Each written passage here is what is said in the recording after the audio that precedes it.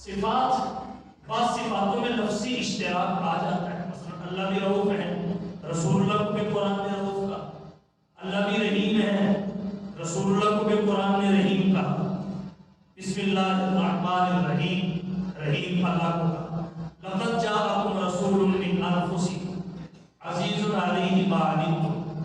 حریص علیکم بالمؤمنین رؤوف رحیم، نبی کو کہا۔ یہ لفظی اشتراک ہے،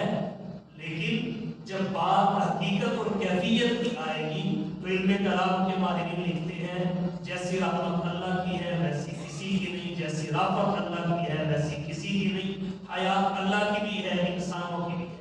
سما اللہ کا بھی ہے انسانوں کا بھی ہے، ارادہ اللہ کا بھی ہے انسانوں کا بھی ہے، لیکن کسی انسان کی سما اللہ کی سما جیسی نہیں، حیات اللہ کی حیات جیسی نہیں، ارادہ اللہ کے ارادے جیسا نہیں، قدرت اللہ نے انسانوں کو بھی دی ہے لیکن انسان کی کسی کی بھی قدرت اللہ کی قدرت جیسی نہیں، تو اس لیے نہ اللہ کی ذات جیسی کسی کی ذات ہے، نہ اللہ کی صفات جیسی کسی کی کوئی صفت ہے۔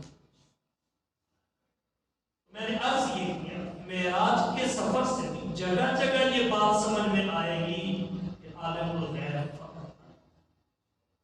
علم ما کان و ما یکون اللہ کا خاصہ ہے، اللہ کے سوا ہر شے کا علم کسی کے پاس نہیں، خواہ نبی ہو یا نبیوں کے نبی ہو، اور اس سے نبی کی شان میں کوئی کمی نہیں آتی، کیونکہ ہر شے کا علم ہونا نبی کو یہ نبی کے لیے ضروری نہیں، ہاں شریعت کے علم کا نبی کے لیے مکمل ہونا ضروری ہے۔ اللہ تعالیٰ نے وہ جس طرح بھی کیا، میں نے اس کی کچھ تفصیل آپ کے سامنے عرض کی، وہی آئی نہیں آئی تو آپ وہی کا انتظار کریں، پھر کب تک انتظار کریں؟ بعد نبی کا 3 دن تک، جیسے صاحب نور الانوار نے تفصیلی بات کی کہ 3 دن تک، یا اگر لفظ کے فوت ہونے تک، اگر آ گئی تو فبی آپ اگر نہ حضور اجتہاد کرتے، اجتہاد صحیح ہوتا تو آپ کا اجتہاد ہی وہی ہوتا، اجتہاد ہی وہی ہوتا،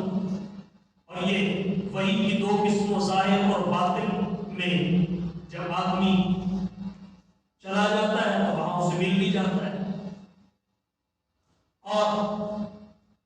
اگر خطا پہ اجتہاد ہوتا تو اللہ وہی بھیج دیتے، نبی کو خطا پہ قائم نہیں